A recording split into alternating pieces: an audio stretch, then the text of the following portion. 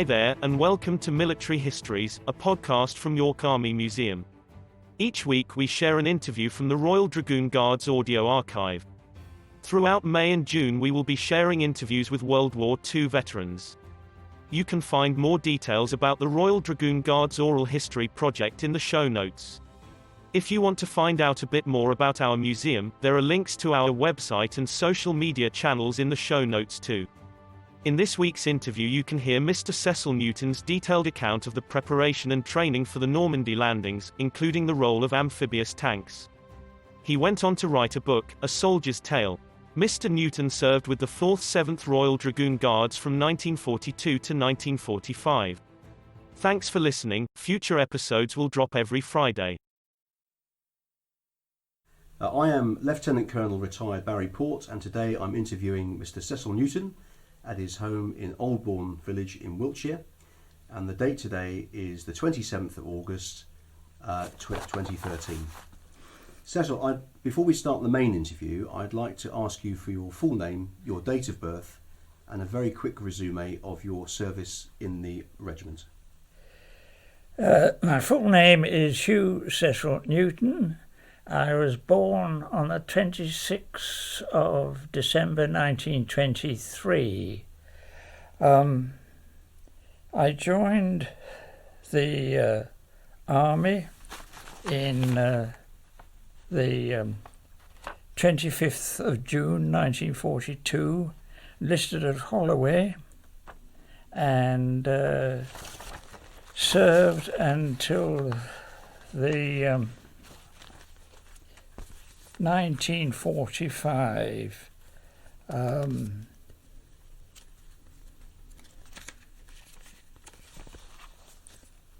The effective date of discharge, the 21st of August 1945. Embodied service was 3 years, 17 days. Total service, 17 days. I was a trooper, and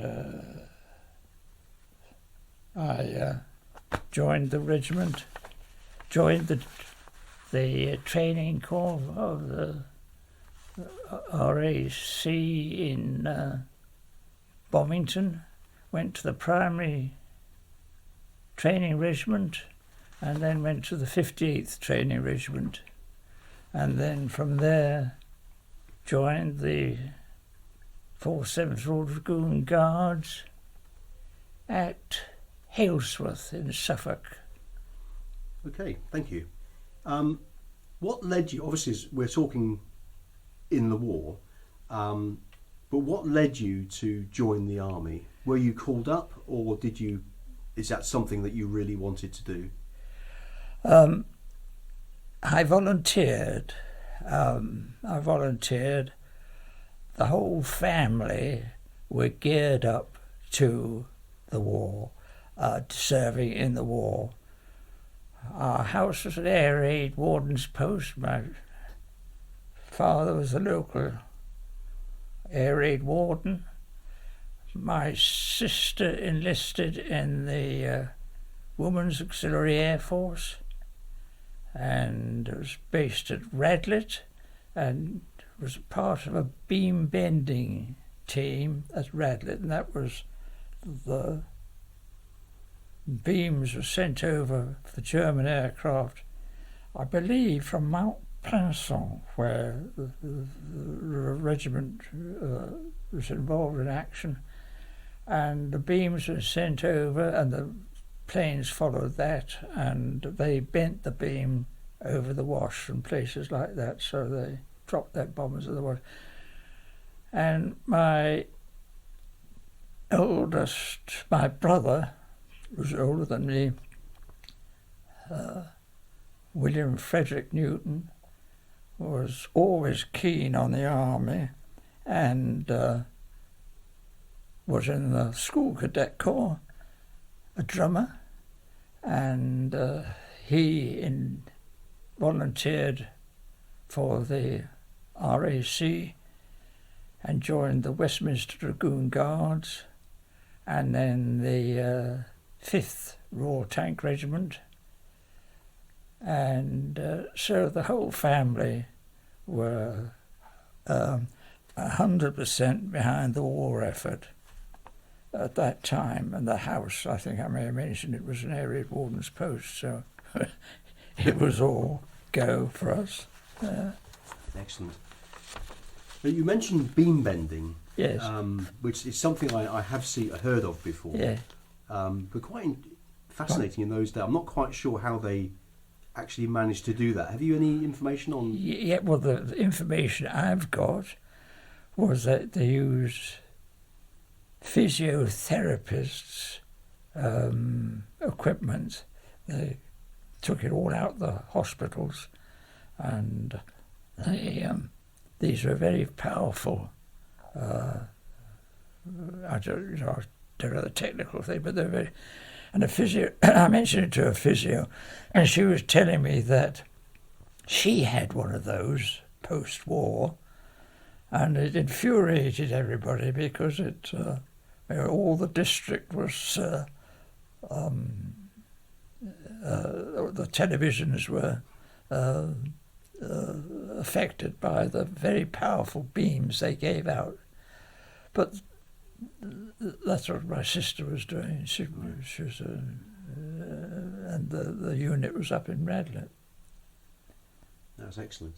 So obviously a lot of family involvement. Yes. In the war effort, as you mentioned. Yeah. But for you personally, where did your army career start? Where did you join up?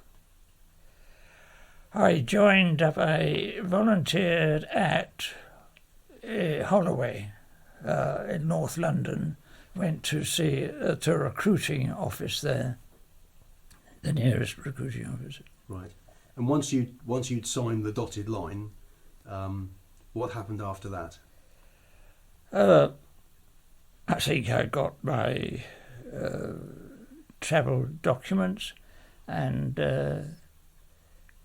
took I arrived at Bovington. I think I must have, because I remember arriving at Bovington in the back of an open lorry and talking to a young chap who became my friend. So I must have, where I got on the lorry, goodness only knows. So on arrival at Bovington, I mean, what was Bovington like? I mean, I do know Bovington quite well, but I'm assuming in those days there were lots of sort of nissen huts or wooden huts. There was one street on the one end on the upper side. I suppose I don't know if it was the north side, but there was the primary training wing, the PTW, and at the bottom was the 58th Training Regiment, which is now where the Tank Museum is, and then halfway up was the cinema, and which that was very entertaining in itself. Not the films, but what the blokes had to say during the performance. I can imagine, yeah. Yes. What was the training like? Was arduous? Well, at the primary training wing, it was all swear bashing, and I can't remember anything else except the swear bashing, really. And the officer was from the Welsh Guards, I think,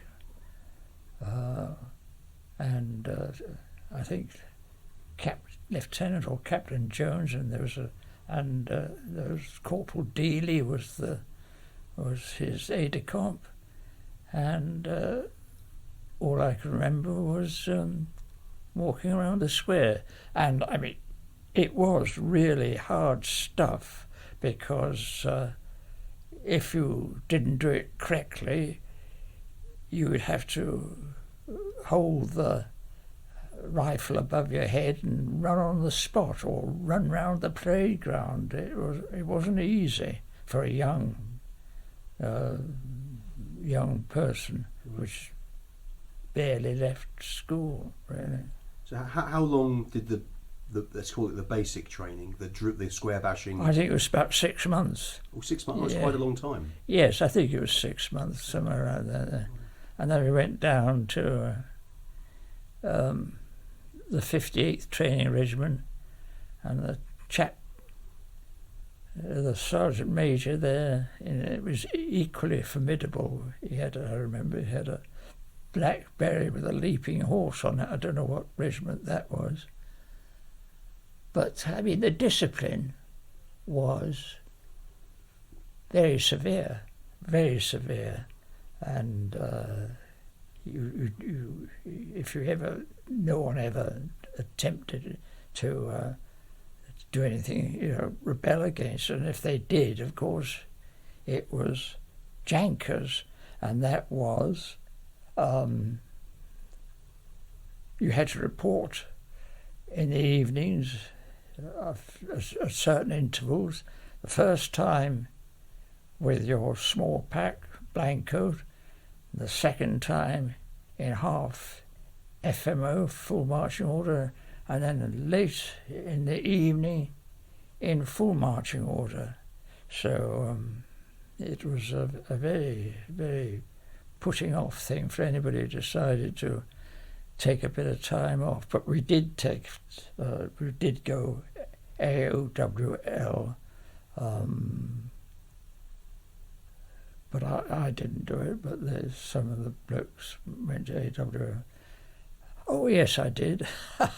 I went up to London, that's right, to meet my brother, and the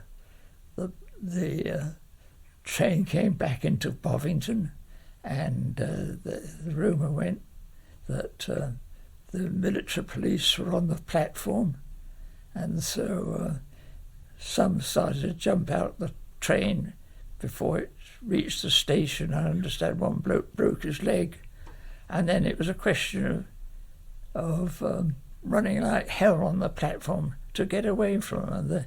And they were very well trained, but of course we were experts at running. We got out of it, left them gasping. They smoked too much. So you went absent without leave on just one occasion. For a weekend, and I went absent without leave as well. I mean, it wasn't just me; it was a lot of people. I went absent without leave from Leap when we went. When we heard the camp was going to be closed in May, I think, and we put at night time, at lights out, we put stuffed the beds to look like bodies. I mean, the NCOs were with us. Our corporal, tank commander was one of us, and we walked practically the whole way from Leap to Southampton to catch the train, and then we got a lift at the end with an American Jeep. But and then we came back without any problem at all. And of course, the Manchester Regiment then shut the camp and guarded it. Wouldn't let anybody out. Wouldn't let anybody in. If you went to the dentist, you'd have to go under escort. It's very well done. Yes. And it was it was all excellently carried out with a briefing in tents in the middle of the belt, where the bell tents were at Leap. It was thoroughly, but you didn't know where you were going. That's the main thing. Right. You didn't know where you were going, and of course, I've arranged for a plaque to be put up at Leap in memory of them leaving there, the regiment leaving there on the 3rd of June. They left there on the 3rd of June to go because of the bad weather. And, the landing, as you know, was not till the 6th of June. Right, okay. Going back to the Bovington side of it. Yeah. You'd obviously completed your basic training, and I'm assuming that you you stayed in Bovington to then do your trade training on the tanks. Yes, yes. What was which vehicles did you use, and what was the training like? Well, the training at Bovington was in Lloyd's carriers and a Churchill tanks, if I remember rightly. Yes, it would be a Churchill tanks, and with I think a tank, an A30, I think, something like that, which is very much like a Covenant, or and we'd travel on and we'd be exercising on the extensive heathland, and very, very muddy heathland around Bovington. Yes. Right. And how did they break you down? Did they say you're all going to drive, or some of you going to be gunners, radio operators? I think we drove, and we went on the range down at Lulworth to fire. It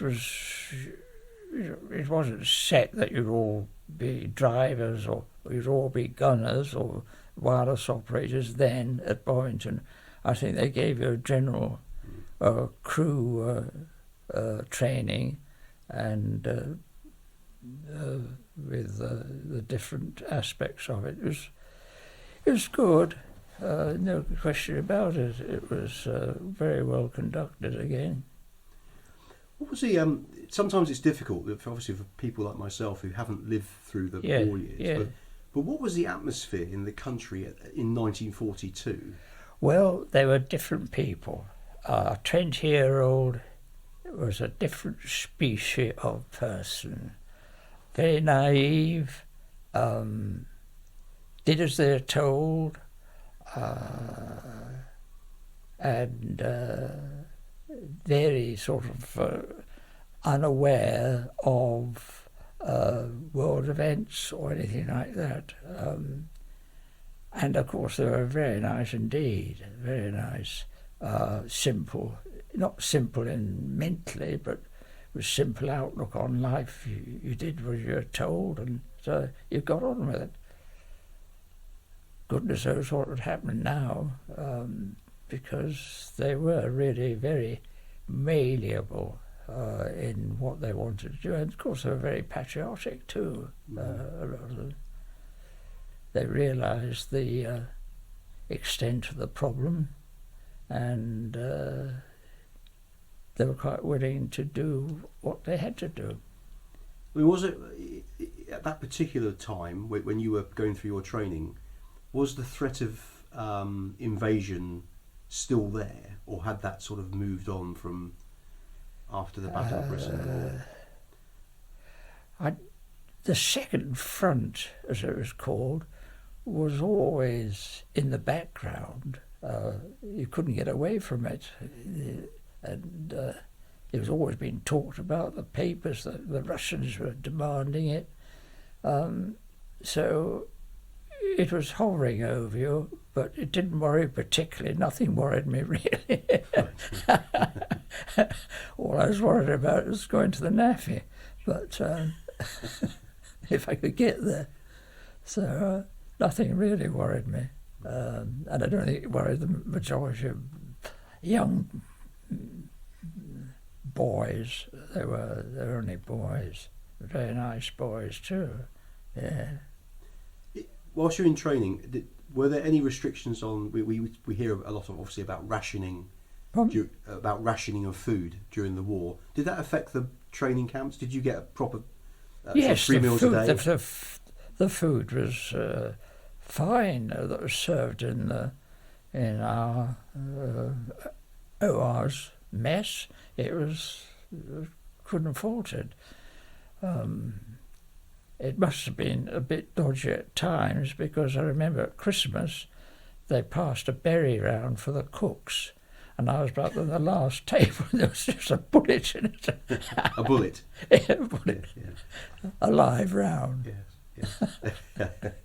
Yes, I've known some chefs in my time that probably could have deserved a bullet, yes. But I don't think they deserved it because I could never remember not eating the meal. I thought it was, but then again, I didn't think very much about it. Yeah. So once the training was complete, at what stage were you asked which regiment you'd like to join? Yes, I was given. They were given a list of about 6 or something like that, and I just picked the 4/7th. Was there any particular reason? No, none Nothing at all. at all. There was no sort of family link or friends. No. Okay. So having made that decision to join the regiment, the 4/7th Royal Dragoon Guards, where did you join the regiment? At Halesworth in Suffolk. Right. Yes, they'd been up at Keighley and they moved down to Halesworth. And are there any sort of memories that stick out when you first arrived at the barrack gates? How were you greeted? Did you still feel like a recruit? I can't remember that, I'm afraid. Right. It was the accommodation was Nissen huts. I can't remember arriving. Right. But, we were all in the crews were formed, and I was in Nissen hut with the crew. Right. And 2 or 3 crew. The organisation of the regiment, I take it there was different squadrons. That's right. Which squadron were you? B. In B squadron. B right. squadron. Yeah. Okay. Were there any memories of some of the personalities within the squadron leader or the sergeant major at that time? Yeah. Well, I can't remember at that time, but I remember our own squadron leader. From the time we were in Normandy, was Stephen Jenkins, and but that's the only name I really remember. I remember the adjutant to look at him, but I don't remember his name, but I should do. And the sergeant major was Rattenbury, much disliked by all and sundry. Much disliked. And when the poor chap was captured, I've never seen anything, the reaction like it. Was berries in the air, poor chap, and he was doing his job. But everyone was against it for him. Yeah, poor bloke, yeah. Yeah, poor bloke, yeah. So there you were in the regiment. Obviously, this is still 1942. Yes. And obviously, a little while yet before. I don't know whether they were in command in 1942. No. I can't really tell you, but they were in command. I remember from 44. So what was the sort of daily routine whilst you were with the regiment? What vehicles did you have? And well, of course, we started off with Valentines, and I can't honestly remember whether we took them out or not. I don't know, but there was gunnery practice off the coast, and one thing I do recall is that we never trained with infantry, and that was, I think, a great mistake. I can't remember actually training with an infantry in the method of attack. And I can't honestly remember any. It may have been taught, I don't know, but I can't remember any tank strategy either. There were so many things that had to be learnt over in Normandy. It was quite extraordinary how to then operate in a built-up area, how to get across open ground if there was anything you possibly could do. I expect it was all sorted out with the officers. I don't know the NCOs, but there you are. Probably I wasn't observant. So there's a lot of... It was just a question in action of going forward. That's all, as I could see. Getting the tanks forward and giving covering fire for the infantry. I don't think there was any facility on the tank for infantry to contact the commander. Right. Although I can see Captain Richards now, DSO, running with the infantry and leaping on the tanks to give them instructions. What a man! What a man! Yeah. What was the Valentine tank like? I mean, how was it viewed by the crews? Was it a reliable vehicle, or? It was much sought after by the Russians peculiarly, and we exported a lot. But it was very, very slow, and of course a completely inadequate 2-pounder gun on it. To drive it was extremely difficult for a puny youth, and I had to push you pull the sticks back over a cam, and then you had to neutralise it, you had to push the sticks back over the cam again. And the only way I could do that was to, in that very confined space, was to sit back in the seat and push it back with my foot. And by that time the tank was across the other side of the road. But it was, what he had was a very low profile, of course, and it was built to look like a tank, and it was used as a duplex drive tank eventually with one propeller, and then of course it became the Shermans were turned into duplex, they were adapted to it. So all the time in from 42 to 44, when you were preparing, obviously a lot of preparation for, you probably didn't know, but the forthcoming invasion. You had Valentines all the time. Did you get any Sherman tanks before the? Well, I got the Sandhurst did a critic on my book, and then they did so it was fine, except there were some technical things, and then I realised that we had a Sherman tank for a short time with the Whirlwind engine before we got the DD tank, and we didn't have a DD Sherman, I'm sure I'm right in this, until Leap, just before D-Day, when they must have driven them down off flat trucks and driven them down along the concrete road that was used for building Mulberry Harbour, and then along the hards of the beach to a copse below the where we were camped, and then we serviced them there, unwrapped them, and did all that business. So the whole regiment had Shermans just prior to the... I'm sure of that, yes, yeah. But I'm sure that they did have Shermans, because I remember doing anti-mine work with it, and that was to stop the Sherman in a village, get out of it, and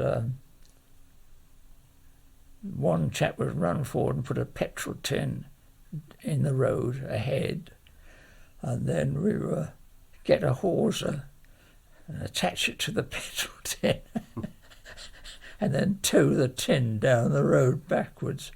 People watching from the built-up area would think we were absolutely crazy, and I thought we realised we were crazy. That was the kind of training we did. Yeah, incredible. Yeah.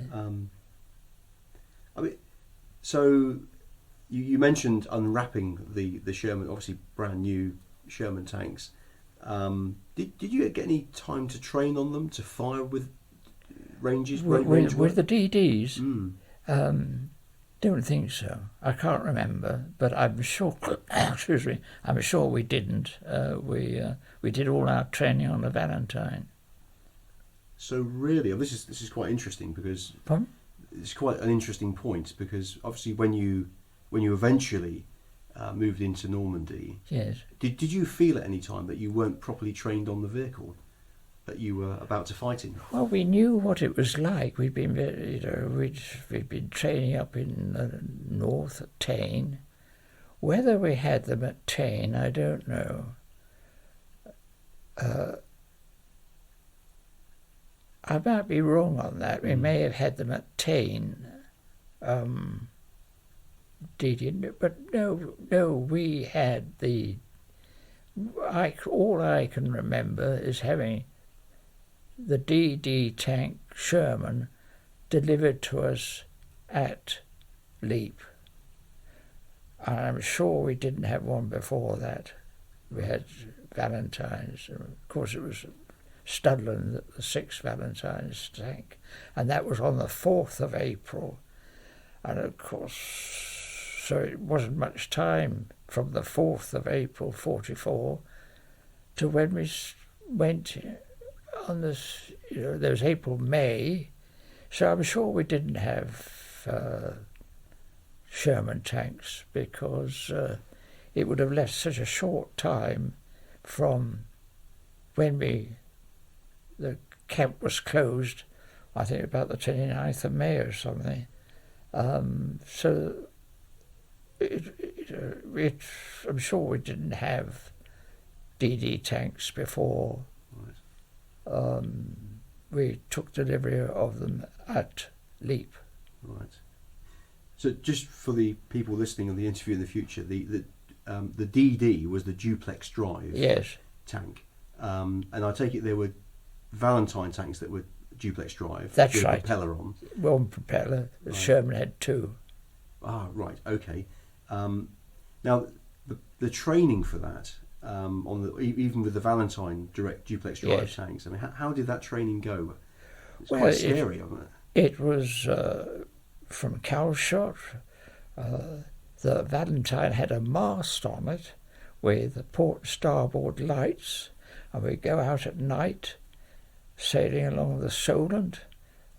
We had naval waterproof clothes, heavy, and a Davis escape apparatus, which was eventually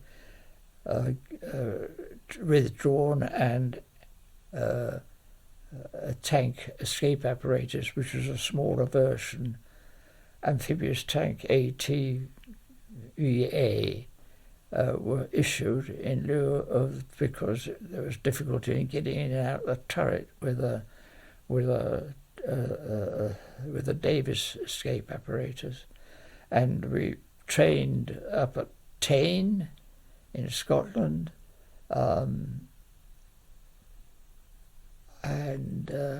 can't quite remember, but I think that was mainly in the Solent and up in on Tain in Scotland. Right. So there's lots of movement then. Obviously, I mean, that's way up north, up in Yes, Tain, and, yes. And then obviously did a cow shot the opposite end of Yes, right. of the island. Yes. But sorry, to go back to the escape apparatus, what was the Davison escape apparatus? What did it consist of? It was submarine apparatus, and it consisted of a sort of a pouch on the front, and a mask and a tube, and then it had an air bottle inside, and I believe I never used it, but you broke the thing and released the air into this bag, and you breathed the air in it. Oh, right. Did you actually? I'm getting a picture now of this tank driving along the seabed with a mast up. Is that No, it didn't drive along the seabed. It actually floated. floated. Sorry, yeah. Floated, yeah. Or hopefully floated. Yeah. Right. but hopefully float. Whether anybody could swim in it or not was never asked. But no, it was. Of course, the Sherman didn't have a mast, but there was a facility for the Valentine to have a mast. Wow, incredible. Yeah. So all this training was going on. Yeah. Obviously, everything now was looking towards an invasion of Normandy. Yes. So obviously, that's where the duplex drive concept came in. Yeah. But were there any incidents with the training? I believe there were obviously some accidents. Well, there was the B and C were DD squadrons, and AHQ were wading squadrons, and the reason for that was that A squadron had a few Firefly tanks, and the gun was too long for the screen.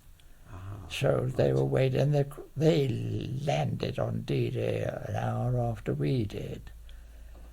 And during a preliminary or early training at Fritton, I think it was, I never went there, but one of the A Squadron tanks they had a chute at the back for air, and that was knocked off, and the driver was drowned. Oh, right. And then the other incident, which was a bit of a major one, was at Studland, of course, when they were launched and bad weather suddenly blew up, and 6 tanks sank and 6 were drowned. And of course, again, I organised a plaque down there to commemorate it. Yes, the National Trust. Right. How far were these tanks expected to either wade or swim forward? Not very far. I wouldn't really know the yards, but I wouldn't like to say how far. Right, as short as possible. Short as possible. Of course, at D-Day we didn't swim in. Right. Cecil, what are your memories of the final weeks of preparation prior to D-Day? Well, the B and C squadron were bivouacked at Leap.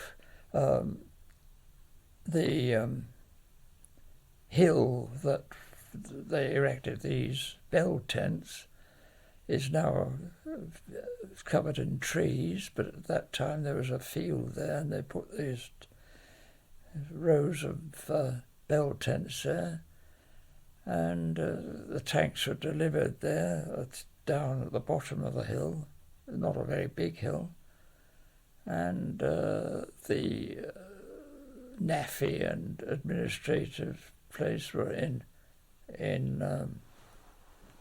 huts in the wood behind, and it was occupied nearly the whole time with unpacking the tanks, clearing the oil-proof paper off guns and things like that, and getting them ready for action. And there was no training done, of course, and this would have been sometime during May, back end of April, May, I should think. And but there's not much time to do anything else but get the tanks ready. And there were NAFI trips, and then just before D-Day, the camp was closed, as I said before, with the Manchester Regiment guarding it. And then nearer D-Day, they put a marquee up on that open area, and that was guarded. and then they had maps and written instructions of what was going to happen on D-Day, but they didn't give the actual location, of course. All very well done. And then on the 3rd of June, on a very bright sunny day, the Squadron Sergeant Major, with his clipboard under his arm, marshalled us onto tanks, onto LCTs, landing craft tanks. And of course, by the evening, the weather had become absolutely frightful. And as you know, it was delayed a day. And then we went through extremely rough weather, getting very, very sick, to the beaches. Right. Did you know? You mentioned the maps, and did you have an idea of the basic plan once you'd cleared, or hopefully cleared, the beach? Yes, I had once we cleared the beach, I had the idea in my mind that that would be our job done, and we'd come back home. Right. And poor old John, who was my, close friend, he said to me, I think I mentioned it in the book, that he said to me, I don't think I'm going to come back. And I, instead of ribbing him about it, I said, you'll be all right, John. I said, you will, after we've done our job, we'll be back home. But it didn't turn out like that, so I did think that we had a special mission to capture a blockhouse, which was the troop. I had that mission, and I thought that he was in the troop leader's tank. And I thought that was a one-off mission, and that whatever else the regiment did or didn't do, we'd be, after we'd completed our task, we'd be back home like any other mission. And that mission was fully explained in the briefing, and although they couldn't determine what the blockhouse was, they knew it was a concrete structure, but because frogmen had been on the beach to test the sand and anything, they had looked at the night time and looked at this structure, and they had found that it didn't have an aperture in the front or a gun port in the front. But of course it didn't have a gun port in the front. It was firing enfilade down the beach and traversing rear and then firing down the other side, so it couldn't fire forward. Oh, right. Yeah. What about your memories of the journey across? Well, it was my memory of the journey across was that it was extremely rough, and it was extremely, unsettling for even standing up when you landed on dry land, because the motion of those couple of days, whatever it was such that it was something that the body couldn't get used to. Sure. How long were you actually at sea in Well, the Channel? we sailed on the 3rd, and then there was the 4th and the 5th, and then on the 6th, of course, we arrived off the coast of France first thing, and it was there that we were absolutely shattered, actually, at least I was, with being so ill. The only person who wasn't ill was the sergeant, Sergeant Fry. And he came round in the morning, and I remember that so well, came round and said, he said, we'll be off soon. He said, have a cup of tea or something. And so this chap, I didn't know who it was, but Tom Rennick's, there was a big field cooker in the front. And the next thing I saw was this plume of flames going up into the grey early morning sky. And then that was very nice. That was Lumiere, and then there was the sun. That was the sound added by the captain of the ship, who said he's going to shoot the bloke if he didn't put it out. And I was in the coach once on one of these pilgrimages with, sitting across the aisle was Sergeant Rudd, an awfully nice chap. And I was telling him about this, and a little voice piped up behind the seat behind him. It was from Tom, saying, I lit the cook.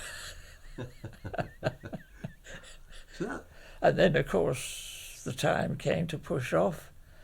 They decided not to swim in, and they told us that, and then the ramp went down, and the tank rumbled down the ramps into action. On the LCT, was your whole troop on the LCT? No. The troop leader's tank was in another LCT. Obviously, thinking about the troop sergeant's tank must have been on our LCT, his 3 tanks, and our troop corporal, our 3 tanks. Right. So three tanks in your troop?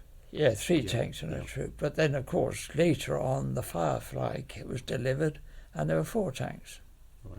And the Firefly being the one with the bigger gun? Yeah, they were with the big guns. We had 75mm. Right. They had the bigger gun. As you were coming into the beach, my mind is full of black and white footage of things happening. What was going on around you? Was it massive, intensive firefight going on? What I saw, of course, we were all getting ready, getting ourselves ready for the big push.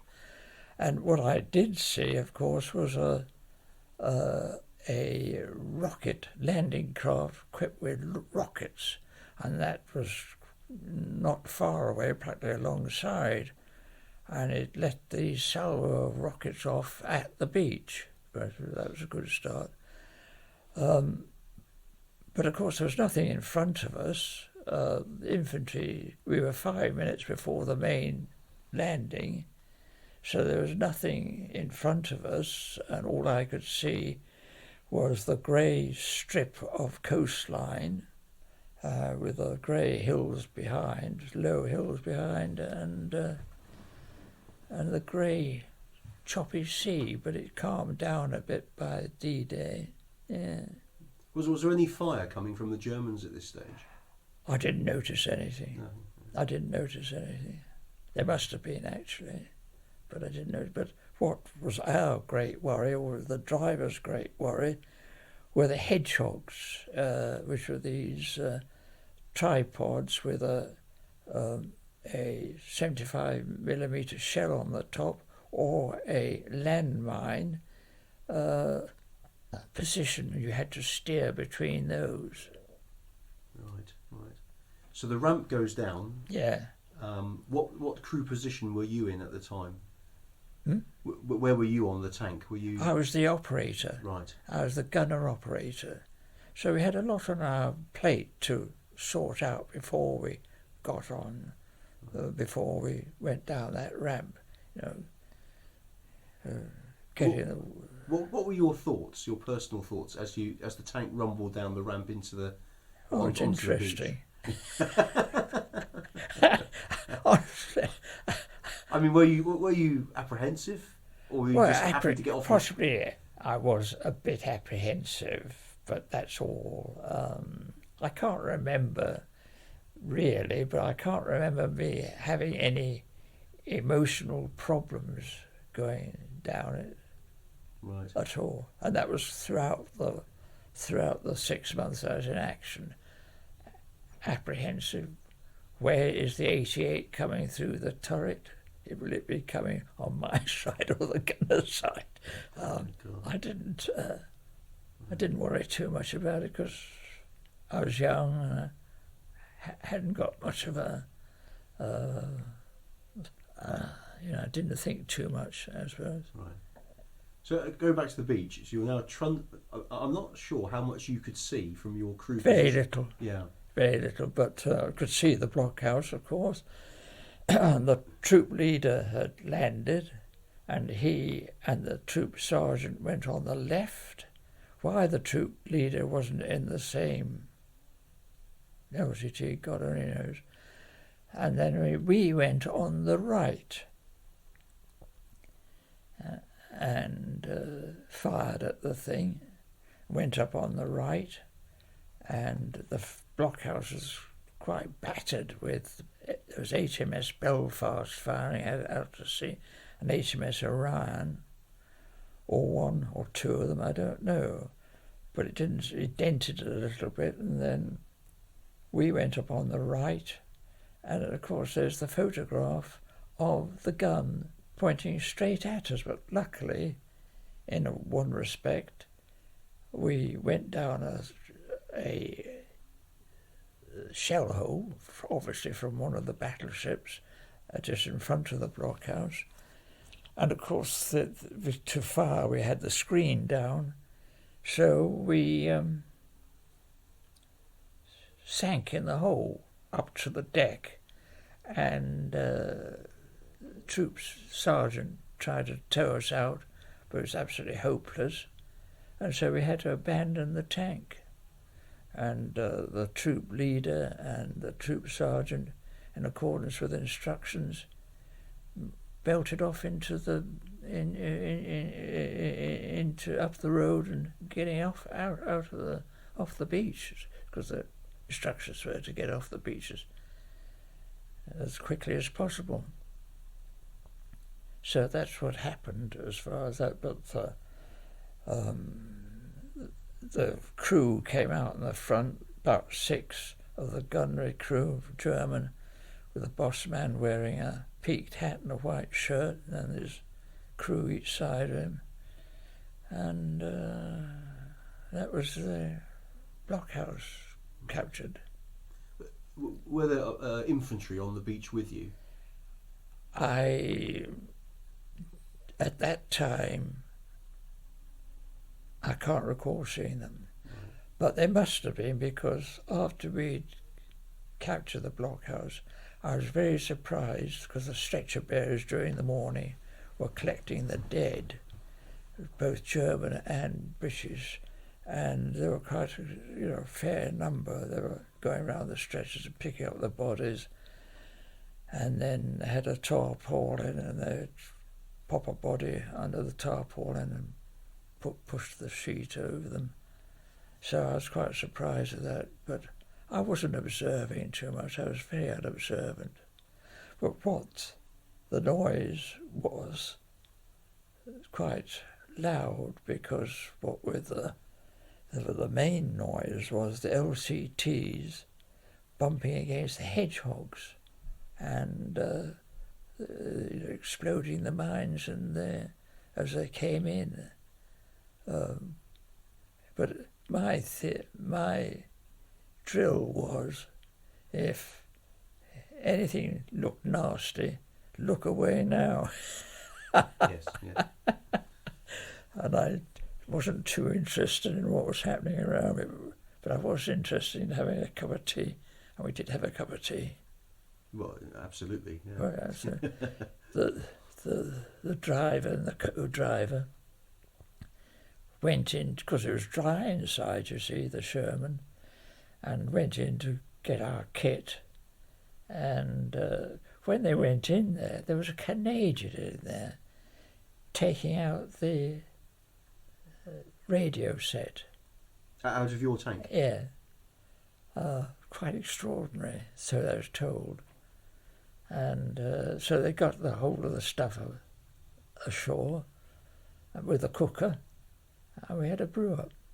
And then I was sitting on a bedroll, I think, something like that, on the beach, and the ahead of me was the beach master in his naval uniform, trying to step in amongst the packing cases, looking completely perplexed of what to do next.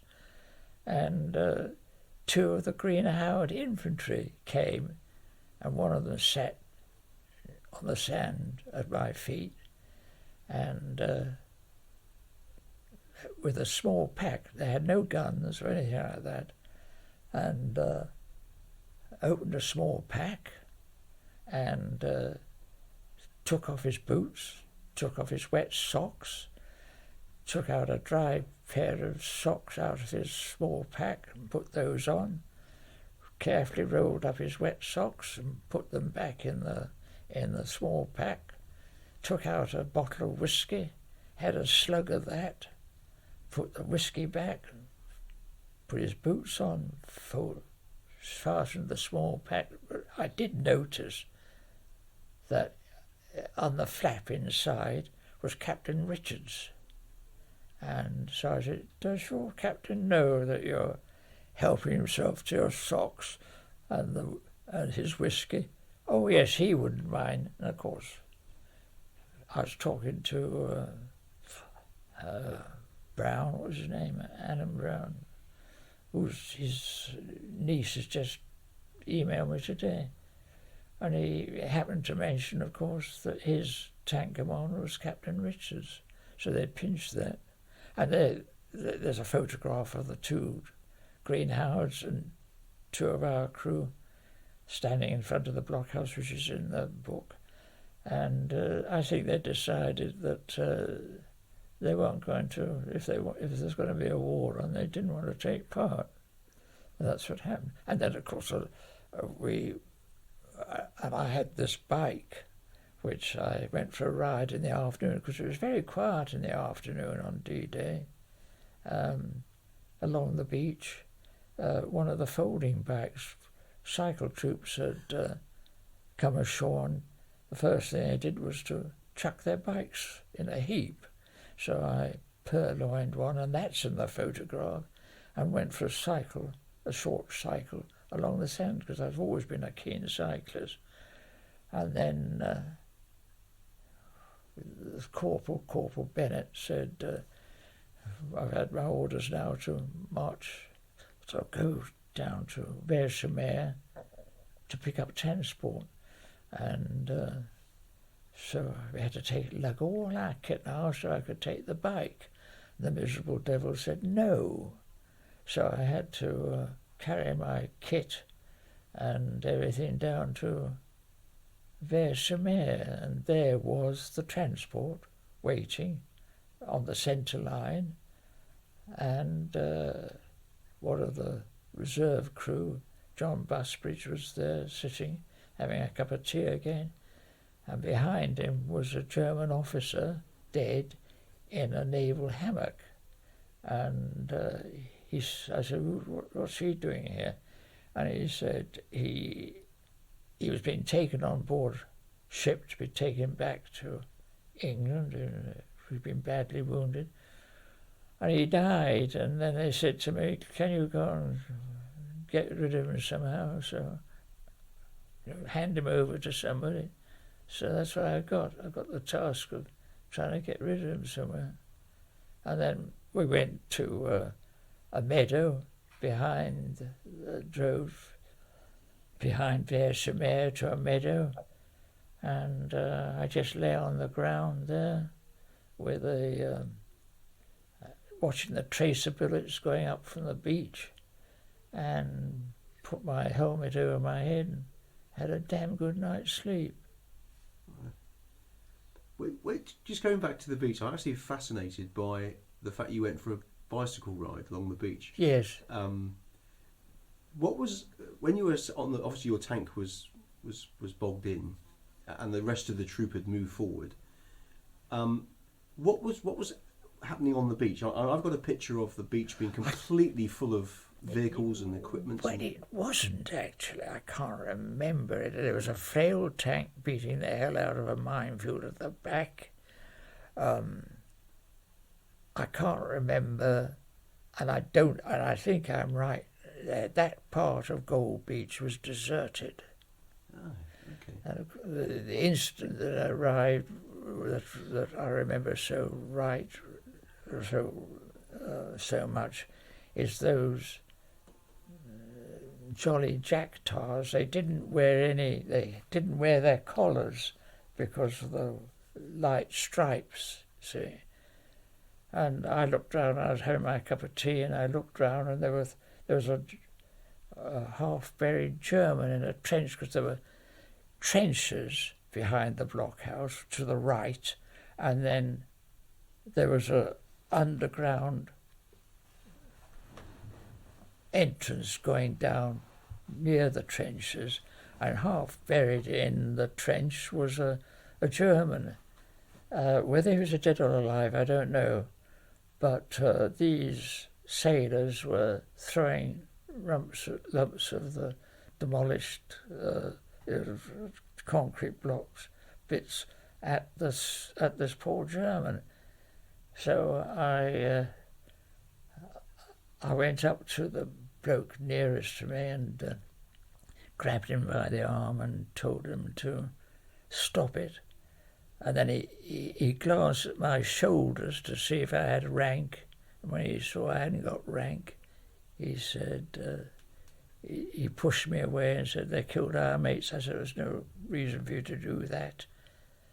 And then the stretcher bearers came and took him away. Whether he was wounded or dead, I don't know. I hope he was dead in a way, because it must have been awful, Right. having these blokes throwing stones at him. But of course, I suppose the landing crafts were subject to these hedgehogs going off and would have damaged them, or they could have been shot. But it's all very hazy about I do remember the 2 lines of bodies. I do remember that it was very deserted.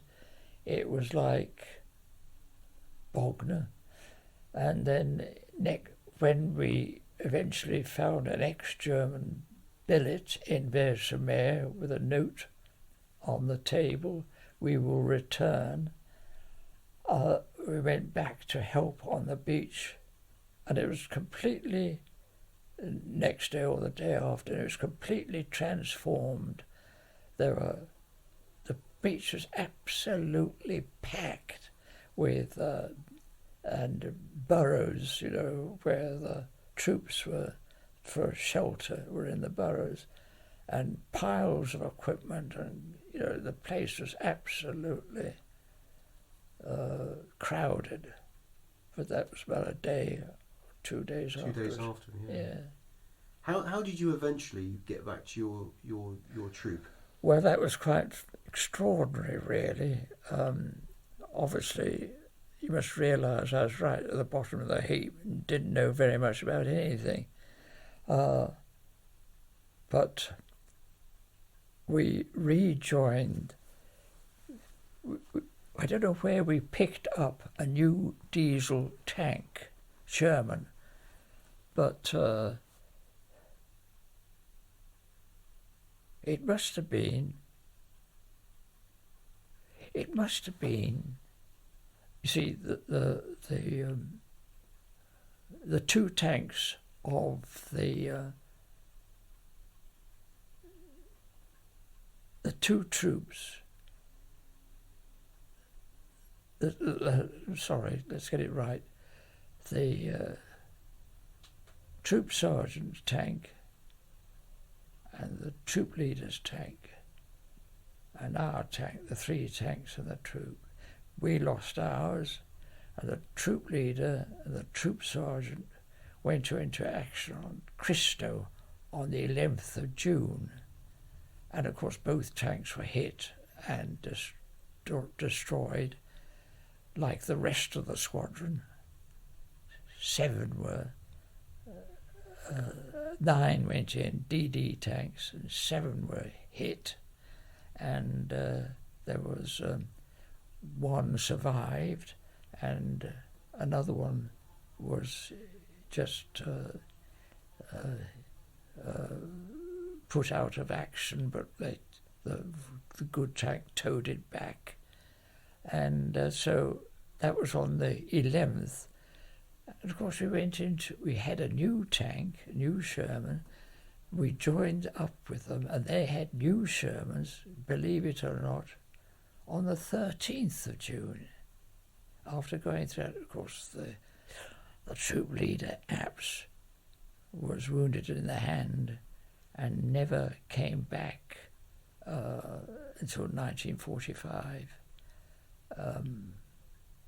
to the troop, and I'd left it by then, and I think it was peacetime. But we went to action with the two troops, the troop leaders of the troops, sergeants, on the 14th of June.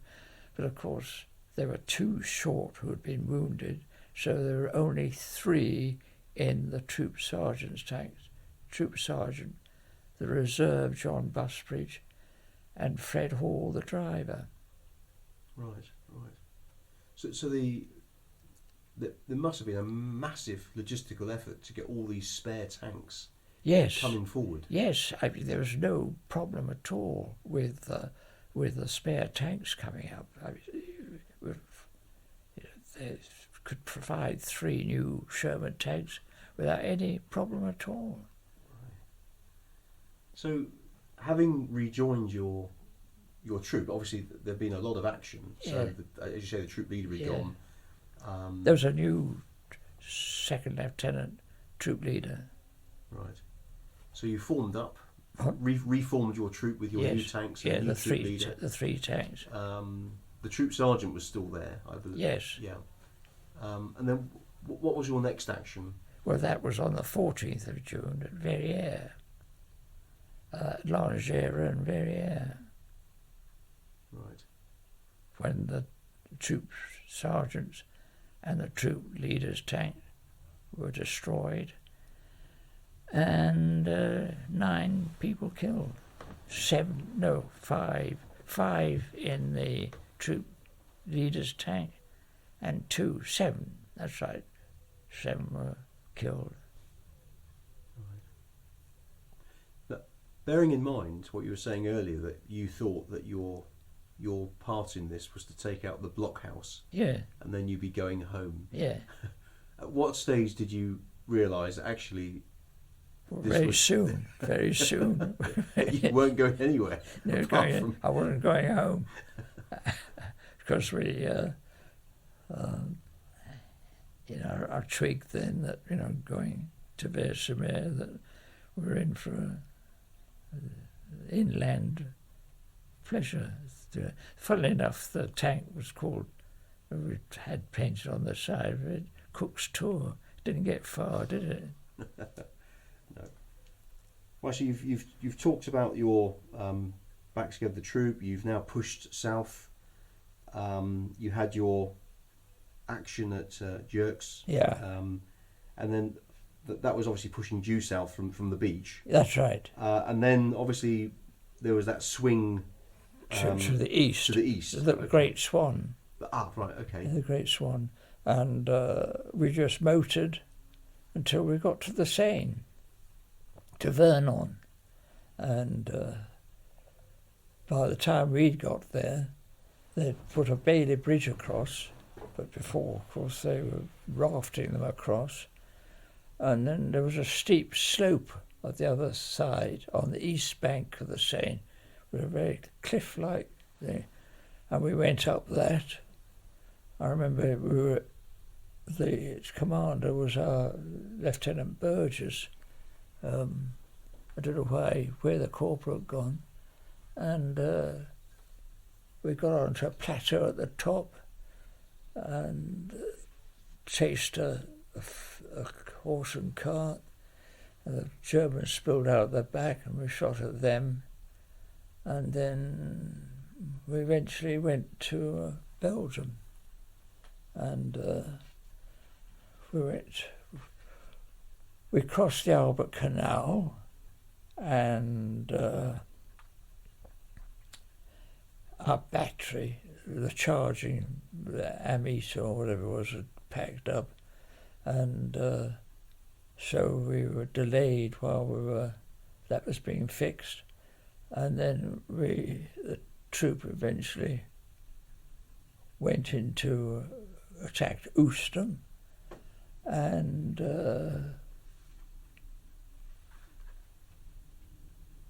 we were on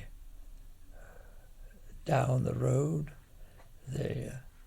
One of the tanks was parked by a building, and the troop leader's tank, Lieutenant Burgess, was behind. And our troop corporal was a second lieutenant. And he'd been wounded in the bottom at Otto.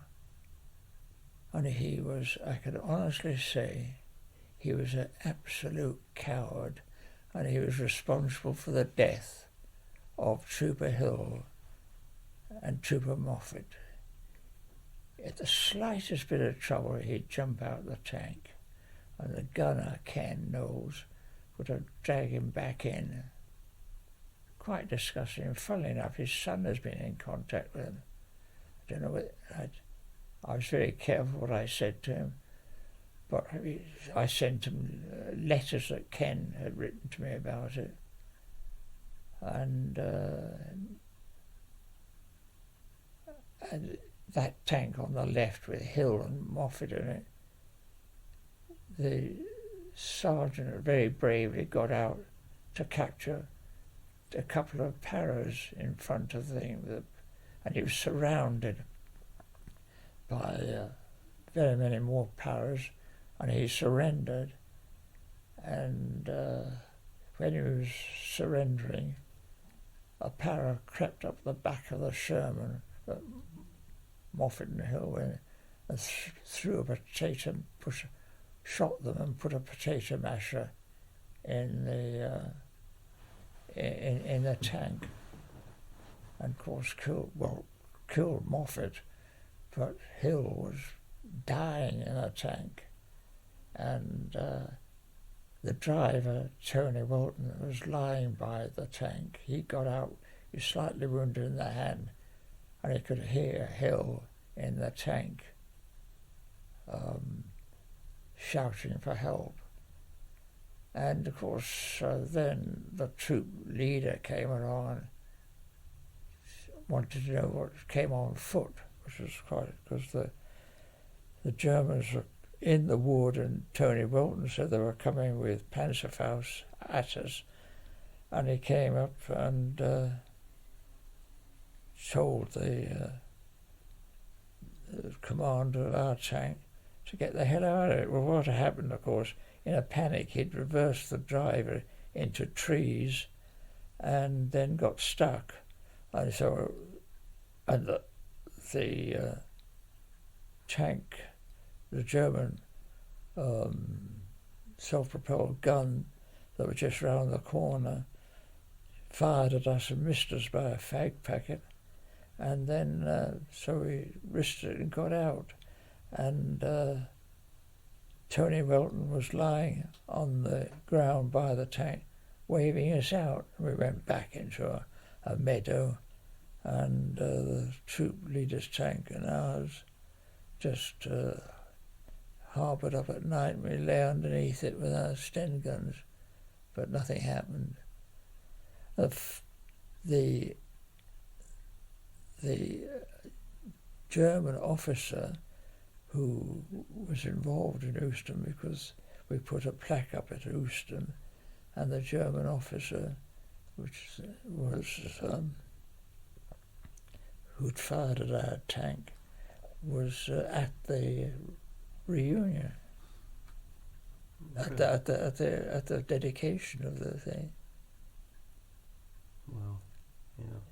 He was a very insignificant-looking bloke. Right. But I suppose, I mean, you mentioned much earlier that during the training there was no training with the infantry. So as you were pushing forward and you got caught up with these paras, Yeah. Who were obviously an isolated detachment, I'm assuming. Yes. There was no But infantry. you had no infantry with you No, to sort no, them out. no. Yeah. If they weren't near us. Right. There must have been infantry. I think it was the 12th KRCs. But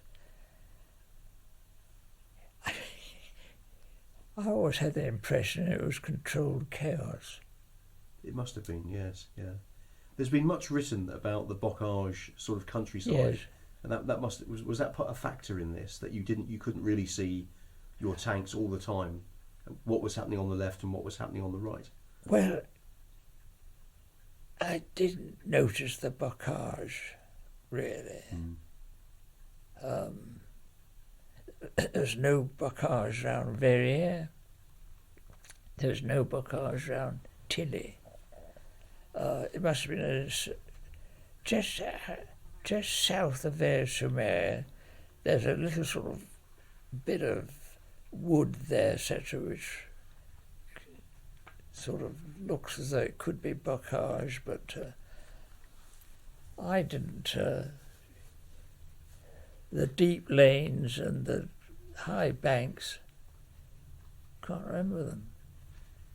Right. But that's my memory. Okay. I mean, that was an awful incident with the troop. How did the troop hold together when you lost people like that in that tragic incident? I mean, what was the effect on the troop? Did it make you stronger? There was a sort of I never heard anybody having a defeatist attitude towards it. How they felt inside, goodness only knows. But in a way, although when it did happen, you couldn't do anything about it. And after Verrières, I remember after that day when all my mates were killed, I just lay on the ground and had a good night's sleep. I don't know whether, but I think I must have been very hardened then. Yes, yeah. Very hardened. So the push went on. Yeah. And again, having lost that crew, Yeah. was it a case of receiving yet another replacement crew? Yes, the replacement crews were very, very quick. But of course they were running out eventually of tank crews. But I didn't know at the time that they could get the equipment, but they couldn't get the men. Right. Oh dear. I take it that's why you ended up with a young officer as a troop corporal at that stage. Yes, as you mentioned earlier. Yeah. Obviously, because you were running out of. Yeah, we had eventually we had this second lieutenant who was the troop corporal. We had the second lieutenant who was the troop officer, and he was killed at Verrières, of course. And then we had a Lieutenant Burgess. We had, after Bennett, started peeing blood, and he had some problem. And he went back, and we had this dreadful second lieutenant. And then he was, luckily, he realised what a failure he was, and they took him, put him in transport, and we had a elderly corporal then as replacement. But he was too old, actually. 30s, 31, 32. You had to be young. Right. Yeah. How were you close to the other troops in the squadron? Did you see a lot of them during? Not. We during the were push forward? very isolated all through our training into troops, and it was we didn't mix very much, actually. Didn't know other. I knew vaguely other people in other troops, but it was very much a family affair. Right. So the push forward then, onwards to Lille. Yeah. How did that go? I think before the main attack, 3 of us went, the 3 tanks in the troop. Or was it the 2? I can't remember. Went to do a reconnaissance of Lille, and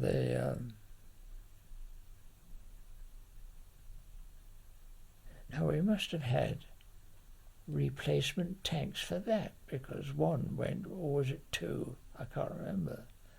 But at least 2 tanks, that's all, went in to do a recce of Lille, and we had the dreadful corporal, and then we went down the wrong road, and then they said it'd be all right, and we landed up at the Place de la République, and we were absolutely mobbed by the whole place was full of people, and the resistance were on the tank firing their guns in the air, and the troop corporal disappeared. Where he went to, I don't know. And whether he went to get instructions from the other tank, I don't know. I think he was completely bomb happy, and poor old Ken, the gunner, went bomb happy. And when we went into to a field to spend the night, and poor old Ken wouldn't get out of the tank. He became tank happy. And then, of course, next day we went in just the troop leader in our tank, and we went to do a recce south of Lille. And we parked up a road, a country tracks, and we're watching all these Germans retreating, going past down the road. And the 2 Frenchmen came up. We fired at them first, but they came eventually. What I didn't know, they were telling the troop leader about the Germans being down the other end of the track, about a platoon of them or something, and I think this is a classic, and there was me just wondering what was happening and looking through the periscope, and then decided to have a pee. And we had plenty of wine bottles, etc., floating about in the tank, so I peed into that and corked it up, and then there was a little hatch by the turret for the operator, and I opened the hatch and pushed the bottle of wine out full of pee, and to my horror, instead of it falling to the ground, it was grabbed by a grateful hand from the French bloke as a reward for giving me the information. Oh dear. Oh dear. Yeah, let's just hope he didn't sample the contents. Would have been a good vintage. Yeah. So these wine bottles, you went into Lille the first time for the first recce, and you were mobbed by the locals. Yes. So I was, again, they were giving you lots of presents Yes, and hugs and kisses. Quite, yes. But at the same time, Lille was still occupied by the Germans. Yes, we were. I was in the absence of the corporal. I was sticking out the back of the turret, or standing at the back with a long lead, and trying to, look out for the Germans. And they told us that they were just, very, very close, and that there would be we had to look out for them. I mean, the French told us that they were passing little notes to me to go and help. And then that evening, of course, because it was getting dark, we cleared off and left them. And then I heard that afterwards, the ones who had British flags flying outside their house, the Germans went in there and beat up the occupants. Yeah. Where did the troop corporal go? You said he was bomb happy and he disappeared. I don't know where he went. He obviously came back. Well, I had no idea. He did come back eventually before we moved off. But he just disappeared. But you see, he was always jumping out the slightest trouble. in Tilly, I think it was, we were supposed to be guarding the centre of the little village, and we were parked near a well in the centre of the village well, and we were all asleep, mind you, and then a German tank came down. We were looking down a little road. A German tank came down the road at the end of it and fired a phosphorus shell into the Bren gun carriers and lit up the whole scene with this phosphorus shell. So I immediately looked round to see where how the corporal was reacting, and he wasn't there. He'd leapt out. And so I got out the tank with the driver, Cliff Ford, to see where he'd gone. And because it was dark, and we both thought he'd jumped out and fallen down the well. But that wasn't right. And eventually he just came back. Didn't say a word. Very terrible case, really. Was that quite common? You called it bomb happy, but I don't know whether it was common. Yeah. But I know of a sergeant who was admonished by an officer for bailing out when the camouflage netting caught a light that was strapped on the back of the thing, and the officer said, if you do that next time, if you do it another time like that, you'll be sent into I'll transfer you to the Pioneer Corps. And the sergeant said, could you do that, please? Very kind. Yes. You see, Ken became tank happy. That's, you don't get out the tank.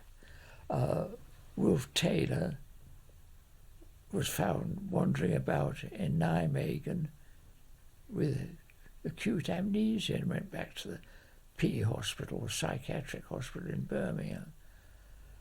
The person who behaved in an absolutely exemplary style was the driver, Cliff Ford. He was a Somerset man who drove for the Midsummer Coal people, a Rio speed wagon, but he was in firm control the whole time. Firm control. Right. So after Lille, you mentioned Lille. You had the recce on the southern side, and you had this action with the German tank, and you could see the Germans withdrawing. Was that the common trend then, that as you were pushing forward, you had contact with the Germans? I hadn't been on a reconnaissance before, right? And this is the only time I think we went on a reconnaissance, so I couldn't help you there. Right. Okay, this is. And then, of course, we went up to drill after that, on the Arnhem Dune. Right. Can we talk about the regiment's involvement or the troops' involvement in the what was going to happen on Market Garden in Arnhem? Well, did you know much about the bigger operation, the bigger picture? Well, the idea was, of course, to capture Arnhem and then go east from there, North Germany, to and miss out the industrial part of Germany, but it didn't work. I think that Horrocks was, so I've read, was an ill man at the time, and hadn't got his grip on things. And of course Montgomery realised quite soon it was going to be a failure, so it didn't want anything to do with it. It was a terrible bog-up, absolutely dreadful. They landed the Paras too far from the bridge. The sets wouldn't work. We went up to Driel, about 6 miles to the west of Arnhem, to relieve the Polish parachute brigade, which we did, and but they were originally, I believe, earmarked to land on the south on the bridge, but they didn't do that. They were withdrawn and went to Driel for some obscure reason. And the American, I believe there was an American in charge of everything, he didn't want another flight of Paras to land on the south, which should have happened. Browning, I think, but don't quote me, and his staff were in a house, and they got... the Germans came outside, and they went up into the loft, and it hid up there for 4 days, so they were completely out of touch with what was happening. Terrible, right? Terrible disaster. Yeah. Yes. But I remember going up that road very well, Hell's Highway, to, and we went up to Nijmegen first, and then did a left turn and went up to Driel. Again, what was the... a lot's been written, obviously, about Market Garden and its tactical strategic failure. But what were the conditions like for you on Hell's Highway, as it's become known? Was it as bad as, was it completely log jammed with... Well, I remember waiting a lot because it was packed, and with tanks going up on this, just the one road. I remember that it was pretty impossible, really. But we didn't come under fire at all. And we eventually landed up at Nijmegen. At Nijmegen, across the river, the defences were captured by an American assault group, and then when an Irish Guards were coming up, and but of course I didn't know that. I've read this later, and then who became Foreign Secretary was a tank commander, and they stuck on the bridge, and the American said to him, "Are you going forward?" And he says, "No." He said, "Why not?" "I haven't had my orders." So he said, "If you don't go forward, I'll shoot you." And this bloke, what was his name? The Foreign Secretary, climbed into the tank and slammed the hatch down. And eventually, next morning, the Irish Guards did move off. And there was a German anti-tank gun, and I think that 2 of the tanks were immediately hit. But it was a great shame, if that is true, of course, but of course the bloke denies it. But if that is true, then that delay was very, very precious. That time could have been very precious to get to Arnhem in time. Right. So you understood what the bigger plan was for the Arnhem? More or less. Yeah. Well, once that had failed, what? Once that strategic aim had failed at Arnhem. Yeah. How long was it before the regiment knew what the next move was going to be? Well, there was fighting on the island afterwards.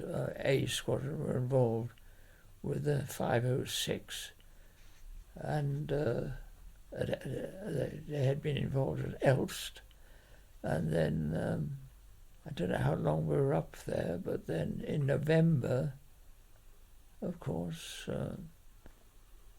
they moved down to Brunsum and tried to get in that way. And that's when I was wounded.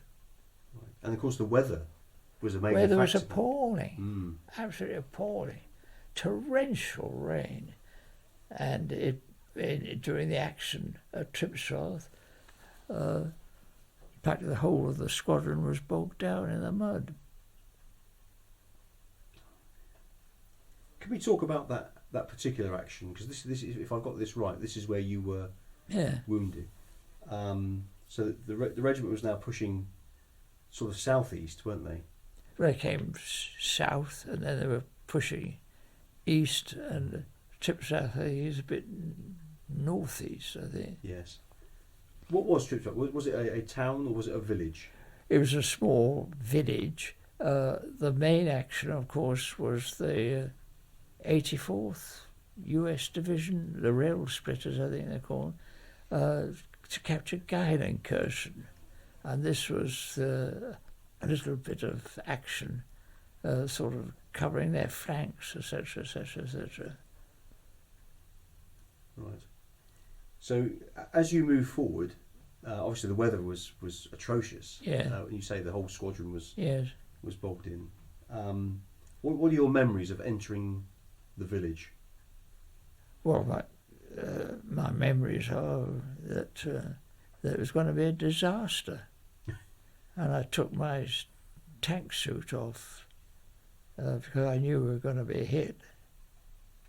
And the Worcesters were holed up at the end, the north part of the village, running out of ammo. And we were mobile still, one of the few tanks that were mobile. And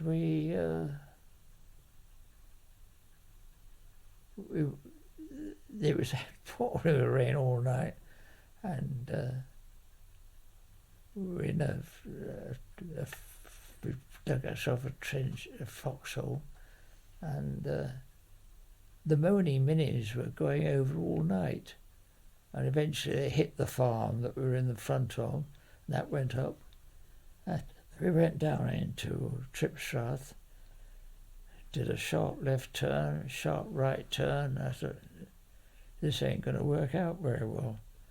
I took my suit off, and I thought it was a self-propelled gun that had, tank that had hit us. But I've been reading there's a description of it in one of the books that's recently been published, and it said that a young blonde German with a Panzerfaust had got it, but he hasn't got it right because there are only two tanks. But nevertheless, we were hit, and that was it.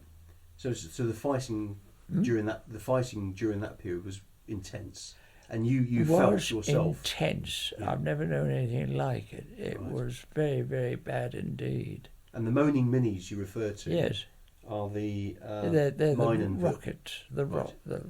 the German rocket. I think there were 8 in a battery. 8 rockets, I think it was, and they came over and made this dreadful noise. And so you knew they were coming. well, yes, you had prior notice. Right. And you say you took your tank suit off Yes, because you felt that yes, imminent disaster. it was going to be horrible. Yeah. Right. And why the tank suit off though? Was that was the tank suit seen as an It was the encumbrance? suit was a bit bulky, and I thought I could move a bit faster with the tank suit off, Right. running. So you when you were hit, as you say, you don't know what hit you. Were you Well, I knew what wounded? hit me because I was this elderly corporal, Kingsbury, I think his name was, got tangled up in his radio lead getting out instead of just pulling the whole damn lot with him as you could. There was a snatch plug on it. You could.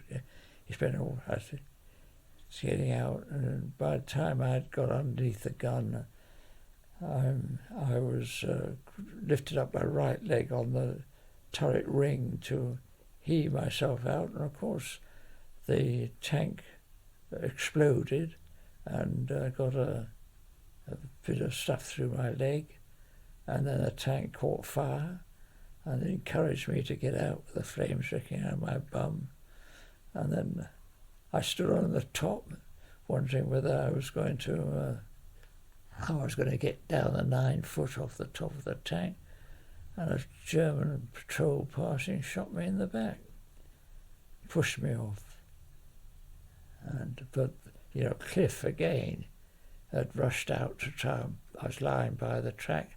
Cliff rushed out to, followed by Wilf or somebody. Couldn't have been Wilf. Well, Cliff rushed out to pull me in, but they'd thrown a grenade over the top of the tank and wounded him in the legs. And I crawled into the house, and though the crew was the remains of because the troop leader's tank was hit behind us. That was another thing. The troop leader's tank was parked right behind us, close to the building, but it was right behind us, and he couldn't have possibly, instead of sort of going back and say going on the other side of the street and giving some cover, he was parked, in an impossible position right behind us, and Files was killed in that tank, and the rest of the crew came into the house, terraced house with me, where I was, and the troop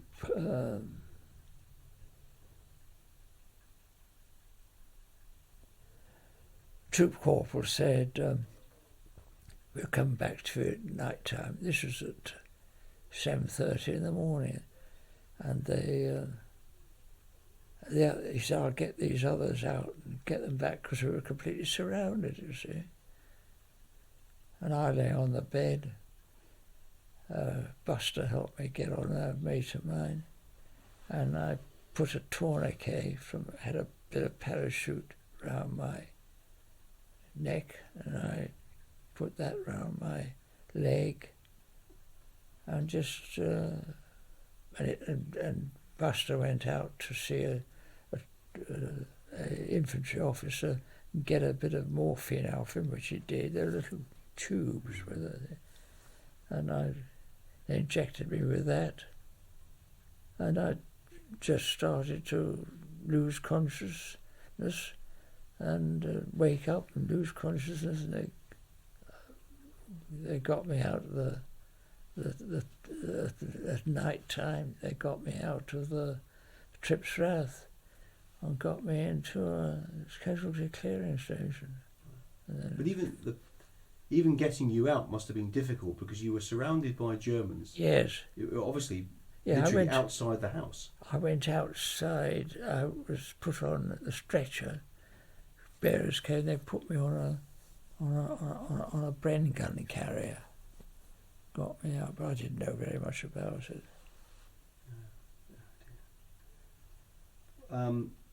So as they say, for you at that stage, the war was over, because Yeah. you then obviously went back into the medical clearing. Yeah, of course. I'd been called in before that to say that I was being sent back with a commission, and then that was on the following Saturday. I was going back, but I was wounded on it must have been about the Sunday, I think. And then they came to collect me, and I found I wasn't there, so I was told Buster he was going back. And Buster went and said, right. That was the end of that. How did after you'd been evacuated, did you know how the rest of your troop continued? How did your... Yes, of course, after Tripstrath, they ceased to exist. And in 1945, they were reformed, and they were reformed, but within a day of being reformed, the 3 tanks were again destroyed. Incredible. Yeah. So if you look at the first and last, of course, you'll see that the troop doesn't exist in 1945. 10, I think, were killed. I mean, the amount of kills got in the front there. Yes. 10 tanks, I think, were destroyed, and it was really, when there was fighting, it really was tough stuff. There's no question about it. And the morale, of course, never faltered, never amongst the blokes, never. And unimaginable bravery amongst, like from Cliff, and from a person like Captain Richards, quite incredible. And others, of course, fell down on their job. But there was always somebody to take over and do the job properly. Right. The squadron leader was pretty marvellous. I thought Steve Jenkins, Major Jenkins, I thought he was a great guy. He was like something out of Dad's army. His cuffs would be turned back, and his beret would be on a ski whip on his hand, and he'd loop around like this. Marvellous bloke, cool as a cucumber. Real character. A real character. Of course, his son was also in the regiment, was colonel. He lives near here, and he comes on the pilgrimage. Yes, he absolutely superb squadron leader. I think it's very interesting when you hear just how close this action is, and the Germans literally outside the door, yes, lobbing grenades over the top of your burning tank. Yes. Whilst at the same time somebody's willing to step outside, absolutely, to go and find some morphine from friendly troops. Yeah, I know. Yes. In the area, yes, knowing full well that he could have been just putting their life on the line. Yeah, that's a wonderful and like thing. Cliff did, and Buster. Right. Coming back to you, obviously you probably don't remember much about being evacuated, but you were flown, if I remember rightly, you were flown to Lynham, which is not far from here. Yeah. Right. Yeah. And then taken by ambulance. I was going to Leicester Chest Hospital with this bullet in my back. It's still in there, by the way. They never took it out. I had to ask them to take it out one day, and but they stopped off on Derby City on the way up, and an orderly took my bloke took my plaster off by mistake, and of course they found I had gangrene, and so they treated that. So I never went to Leicester. I stayed at Derby. Very fortunate. Very fortunate. But penicillin had just been invented about 2 or 3 years before, so, and so that did the trick. Right. Otherwise, I'd been dead. So you made a recovery in time, obviously, because you were very seriously ill. Yeah, I was dangerously ill. Dangerously ill, yeah. How did the process work? When did you know that you were going to be formally discharged from the army? I don't really know, to be quite frank. I remember I was at Derby City, and I was discharged from there, I think. And I remember Sergeant Major saying it was you're being discharged, and he said, and he gave the few chaps who were with me a little lecture on don't expect any special treatment. You'll be on your own, which was good advice. And I went back home. Did you find it easy to settle? Obviously, having been evacuated and the war's finished, did you find the process of getting back into some form of normality easy or difficult? Well, I didn't do anything. My sister with her baby and her husband, who had been wounded in Monte Cassino, was staying with my parents, and I was quite happy to hang around not doing anything. And then my sister said to me, you ought to try and get a job. Yes. Good advice. And so I did something about it. I went to Russell Square, I think, where there was a rehabilitation centre, and signed up for the College for Estate Management to do a course in surveying, and did that. But I wasn't too concerned about. I was getting a small pension, and I was quite happy with not doing anything. So the impacts on your wider family, you mentioned earlier that your brother was in the 5th Tanks. 5th Tanks. How did he fare? Well, I said he was killed. He was killed in south of Brennan, at Rixton's. I think he'd just been 4 days. Previously he'd been transferred to a recce troop, and they'd just got rid of 22 SS, and 2 survived, and he got out of his armoured car to interrogate them, and they shot him. An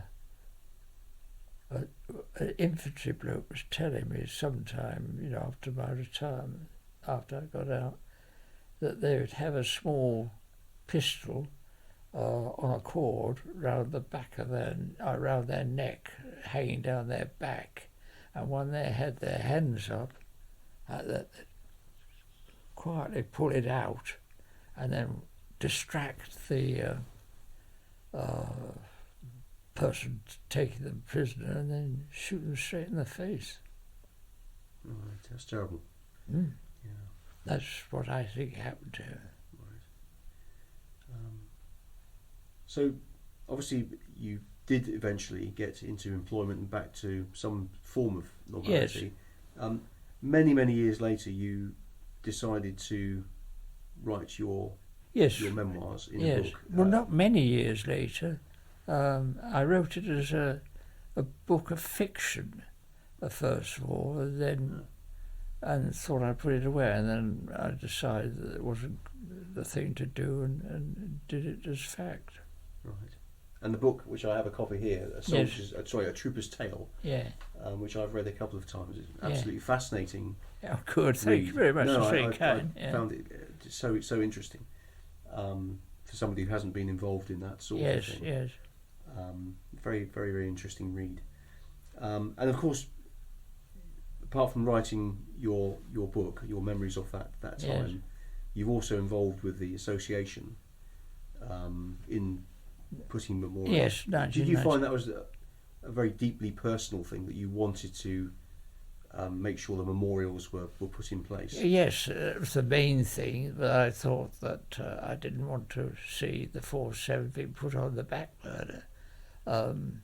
Events had taken over, the regiment disappeared, I thought it would be swallowed up in the amalgamation, which were, there's been a lot of sympathy for it from headquarters, and so that was a fear that's never been materialised, given great support and all this business. So, but there was a question of when we met up for the first time for the dedication.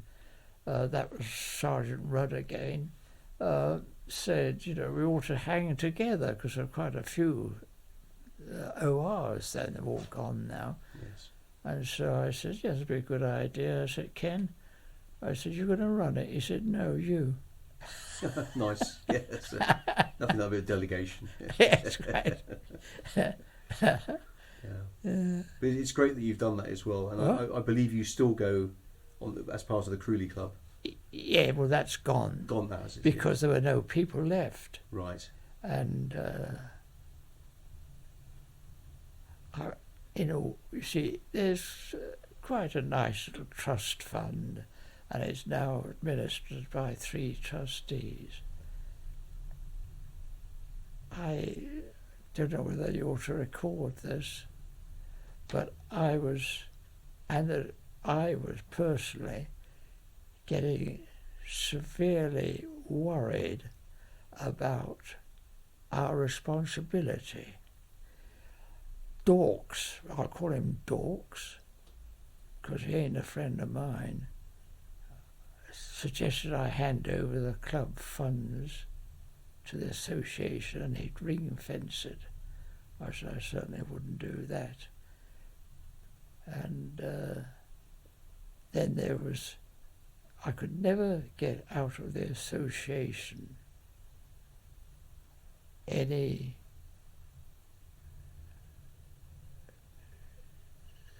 sort of questions that I asked about insurance. I couldn't get that sorted out. I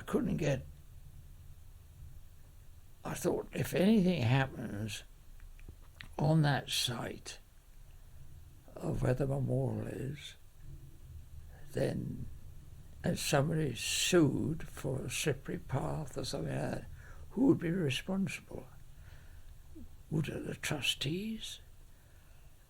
Also, it appears to me that the memorial needs a bit of tender loving care, and that doesn't seem to be forthcoming. It needs something, it needs some expert opinion to say what's going to happen to it, because I've been up there before the June, and the condition has been deplorable, with thick weeds going through the paving and litter scattered about, although round the memorial the commune do keep it litter free and the hedges cut, the grass cut, but in the immediate environment of the memorial it's quite, and I went over to on that visit, went over to the Pompadours, the fire people opposite, and asked them to come over and have a look. He thought I got a puncture in my bike because I was on my bike. They came over and I pointed, he said, yes, we'll clear it up, because I tried to pull the stuff out and couldn't. He said it'd be all right on the 6th of June, but it's not good enough. No. During the year, it should be in good condition. The association, in their attitude towards it, are quite correct, I think, in that they don't want to know about it. I'm sure of that, and that has been confirmed in certain respects. I won't go into that. But you see, there were these officers who launched the project without very much liaison with the association or with the regiment at the time. I don't think they want to know about it. It's always a difficult area, I believe. Yes, yes, I sympathise. I'm not being very yes. censorious about it. I think that it's a very difficult area. And of course, Alan is absolutely marvellous in the way he helps. Yes. Right. But Dawkes hasn't behaved very well. He wrote me a stinking letter as well. Right.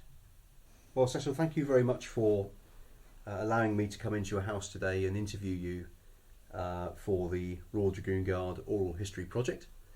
I know that people listening to your interview in the future will find it immensely interesting to hear your personal views of the war, the preparation for Normandy, and also your personal views as you went forward through that campaign, right up to the time, unfortunately, when you were injured.